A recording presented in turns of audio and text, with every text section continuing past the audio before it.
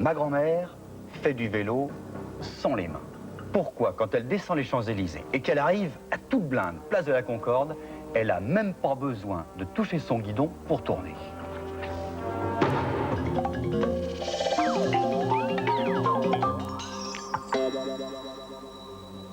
Pour vous expliquer comment ma grand-mère peut prendre un virage sans les mains, on va d'abord jouer à la toupie. Non.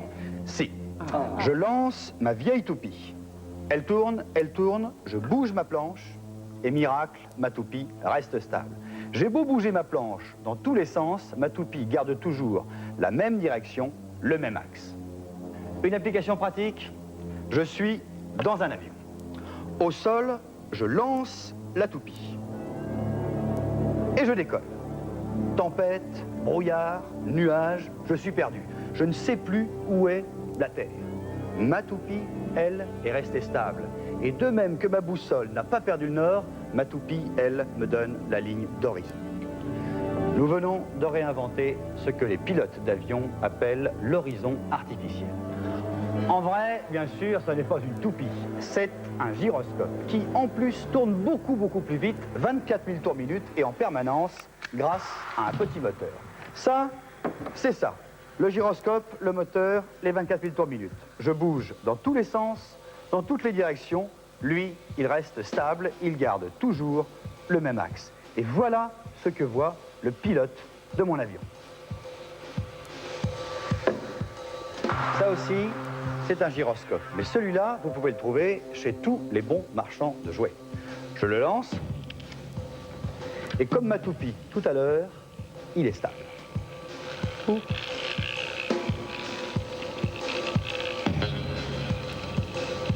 Maintenant, encore plus fort. Toujours le même gyroscope. Je l'accroche à 2 bouts de ficelle, je le lance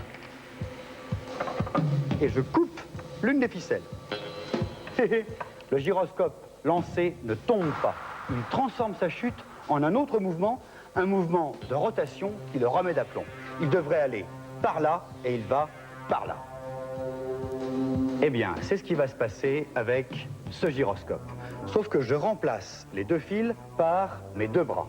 Tout à l'heure, quand je serai lancé à pleine vitesse, si je ne mets plus rien ici, un peu comme s'il n'y avait plus de fil, c'est-à-dire si je mets tout le poids là, en gros, si je me penche, si j'incline mon vélo, eh bien, le gyroscope, la roue, ira par là. Revenons à nos moutons, à ma grand-mère qui descend les Champs-Élysées. Je suis la bicyclette, elle est sur mon dos et on fonce comme des bêtes. Elle vient de gagner le Tour de France, elle lève les bras en signe de victoire. Mais horreur, en face de nous, la place de la Concorde et elle n'a pas les mains sur le guidon. Eh bien, pour ne pas s'écraser contre l'obélisque, ma grand-mère se penche, moi, le vélo, je me penche avec elle et on tourne tous les deux.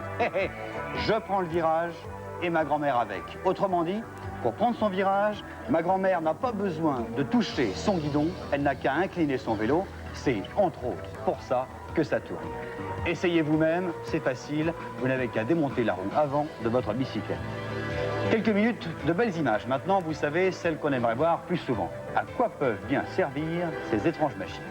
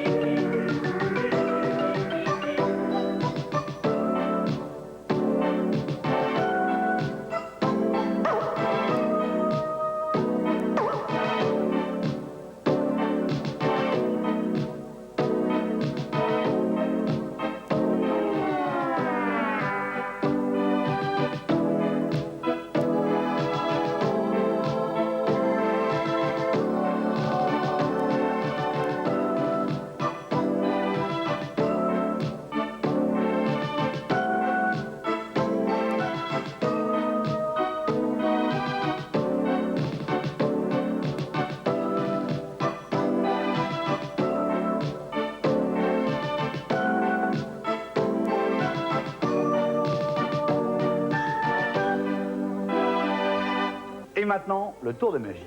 Voici une ombrelle que je mets en équilibre sur mon doigt. Je déplace le doigt, elle tombe. Attendez. Maintenant, je laisse mon doigt au même endroit, mais je fais tourner l'ombrelle qui ne tombe plus tant qu'elle tourne. C'est magique. Des questions, des suggestions, 3615, code C+. On se retrouve la semaine prochaine. Bye bye.